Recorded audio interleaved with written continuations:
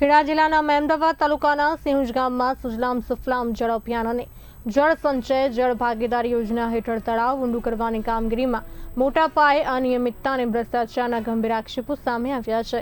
સ્થાનિક જાગૃત નાગરિક ગજેન્દ્રસિંહ પરમાર દ્વારા કરાયેલી રજૂઆત મુજબ પટ્ટો તળાવ અને અન્ય તળાવોમાં મંજૂરી કરતાં વધુ ખોદકામ કરી લાખો ટન માટી ગેરકાયદેસર રીતે વેચી મારવામાં આવી હોવાના આક્ષેપ કરવામાં આવ્યા, જેને કારણે સરકારને કરોડો રૂપિયાના મહેસૂલી નુકસાનની આશંકા વ્યક્ત કરવામાં આવી રહી છે। સ્થળ તપાસ હજુ સુધી કરવામાં આવી નથી અને હવે આક્ષેપોના આધારે તપાસ હાથ ધરવામાં આવશે।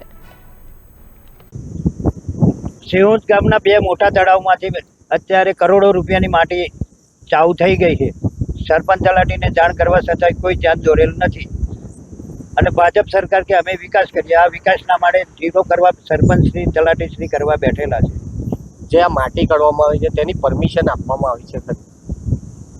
સરપંચ શ્રી કહેતા હતા પરમિશન આપવામાં આવી છે, પણ એ કયા તલાવની શાના માટે પરમિશન આપવામાં આવી છે એ વીરેશ્વર ચેરિટેબલ ટ્રસ્ટની જમીન પૂરતી જ પરમિશન છે। તો આ માટી કઈ કઈ જગ્યાએ? આ માટીમાં તો ઈંટવાળા વાળાએ વેચાણ, અમદાવાદના વેચાણ રાખનાર ખેડૂતોએ બધાએ ઘણી બધી માટી પૂરી કાઢી।